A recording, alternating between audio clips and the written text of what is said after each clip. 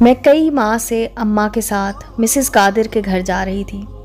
اماں اپنی ایمانداری اور کام گوئی کی وجہ سے ان کی ملازمہ تھیں۔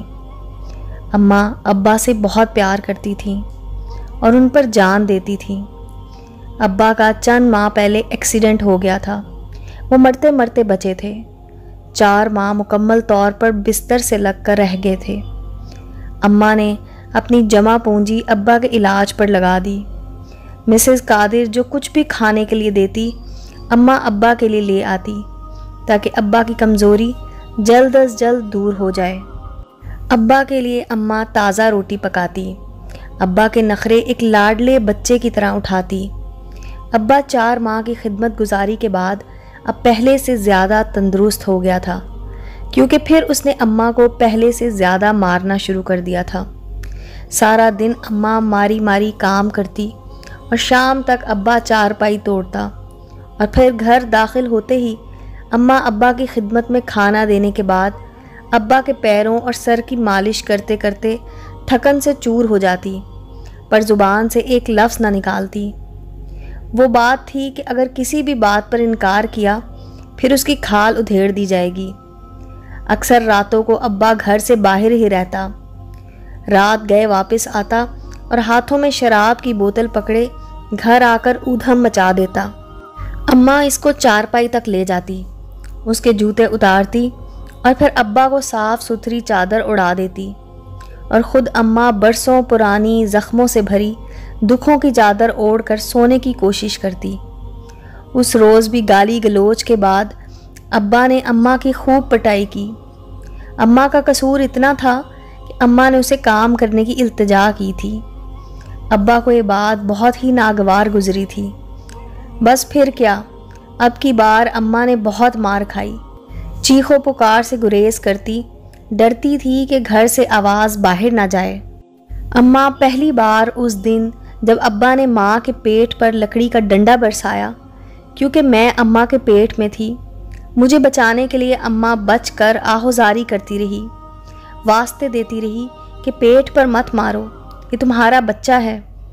ابا نے شراب کی بوتل ماں کے سر پر توڑنے کے بعد جب ابا کو تسلی نہ ہوئی، آئل اماں پر ڈال دیا تاکہ قتل کرنے کی کوشش کی۔ بوتل ابا کے ہاتھ میں ٹوٹ گئی تھی اور ہاتھ زخمی ہو گیا تھا، اس لیے ابا ماچس نہ جلا پایا۔ اس دوران محلے والے آ گئے اور بچاؤ ہو گیا۔ وہ قیامت کی رات میرے اور اماں پر بہت بھاری تھی، بہت تکلیف دہ رات گزری۔ ادھر اماں پھر کام کے لیے نکل کھڑی ہوئی۔ اماں کے دن کا آغاز صبح سویرے ہو جاتا تھا۔ سب کو ناشتہ دے کر میں اور اماں مسز قادر کے گھر کا رخ کرتے۔ اماں کی یہ عادت تھی کہ مسز قادر کے گھر میں داخل ہوتے ہی سلام کرتی۔ اماں چادر اتار کر اپنا کام شروع کر دیتی، اور اگر جواب ہاں میں ہوتا، وہی چادر کو اپنی طرح اپنے گرد لپیٹ لیتی اور کام کا آغاز کیا جاتا۔ مگر اس دن اماں یہ سوال داغے بغیر ہی کام میں لگ گئی۔ مسز قادر چند لمحوں کے لیے حیران بھی ہوئی کہ آخر آج صاحب کے بارے میں کیوں نہیں پوچھا گیا۔ اماں اپنے چہرے پر نیلے کالے دھبے کو اپنی چادر سے چھپانے لگی، جو اس بات کی گواہی دے رہے تھے کہ اس کو پھر ابا نے خدمت گزاری کا صلہ سود سمیت ادا کیا تھا۔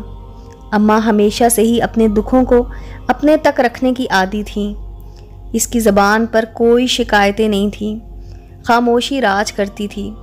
غریبی ہمارے گھر میں ڈیرے ڈالے بیٹھی تھی، پر اماں کے بھیک مانگنے سے گریز کرتی تھی۔ دکھوں کے پیوند اس کی زندگی میں نمایاں تھے، ضروریات زندگی اس کی جوانی کو بوڑھا کر چکی تھی۔ وہ ہر پریشانی کو قسمت کا لکھا مان کر سر جھکانے کی عادی ہو چکی تھی۔ اس روز بھی اس نے چادر سے اپنے دکھوں کی داستان کو ڈھکنے کی کوشش کی تھی کہ اچانک جب چادر اماں کے سر سے ہٹی تو اماں کا زرد چہرہ اور اس پر نیلے کالے دھبے اس کے دکھوں کو بیان کرنے کو کافی تھے۔ اس سے پیش نظر مسز قادر اماں سے سوال کرتی، جی رات کو سیڑھیوں سے گر گئی تھی، سر اور چہرے پر چوٹ آئی ہے۔ اماں کی اس وضاحت کے بعد انہوں نے بس اتنا پوچھا، اور تمہارا بچہ؟ اماں نے کہا، باجی رات بھر سے کسی قسم کی حرکت نہیں محسوس ہوئی۔ اس پر اماں کے آنسو آنکھوں کے حلقوں کی گہرائی کو پار کرتے ہوئے چادر میں جذب ہو گئے۔ مسز قادر نے اماں کو ساتھ لیا اور ہسپتال کا رخ کیا۔ اماں اس حقیقت سے بے خبر تھی، اس کو ابھی ان تک اندازہ نہیں تھا کہ میں اس دنیا میں آنے سے پہلے ہی دنیا چھوڑ چکی ہوں۔ مسز قادر نے جب اماں کو میری موت کی خبر دینے کے لیے قدم بڑھایا، اس وقت ان کو ایسا لگا کہ اماں اپنی خاموشی توڑ کر اپنے دکھوں کی پٹاری کھول کر رکھ دے گی، اور اماں کو دکھ بتانے کی عادت نہ تھی۔ لیکن اس دن اماں کچھ کہنا چاہتی تھی اور مسز قادر بھی سننا چاہتی تھی۔ بڑی مشکل سے اماں نے اپنے لب کھولے اور کہنے لگی کہ میرے بچوں کا باپ رات بھر مجھے ڈنڈے سے مارتا رہا ہے، وہ ڈنڈا اس کے ہاتھ میں لگ گیا ہے، اس کے ہاتھ کے لیے مرہم پٹی لینی ہے۔ مرہم پٹی لینے کے بعد اماں کو اس زخم کی اطلاع دی گئی جس کی کوئی مرہم پٹی نہیں کر سکتا تھا۔ پھر کچھ ہی دیر کے بعد اماں کے پیٹ سے مجھے نکال کر اماں کے حوالے کر دیا گیا۔ کئی ماہ کی تکلیف کے بعد میری ماں ہسپتال میں پڑی تھی۔ چند گھنٹوں کے بعد اماں کو مسز قادر نے گھر پر اتارا تو اس کے ایک ہاتھ میں مردہ جسم تھا، دوسرے ہاتھ میں میرے قاتل کے لیے مرہم پٹی تھی۔ قتل مجرم کو سنگین جرم کی سزا دینے کے بجائے اس کو اماں نے معافی دے دی۔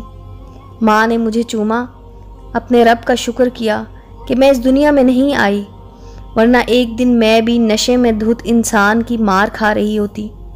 امید ہے دوستو سٹوری اچھی لگی ہوگی۔ چینل کو لائک اور سبسکرائب کریں اور بیل آئیکن کا بٹن دبانا مت بھولیں تاکہ ہر نئے آنے والی سٹوری کا نوٹیفیکیشن آپ کو مل سکے۔ ملتے ہیں اگلی سٹوری کے ساتھ۔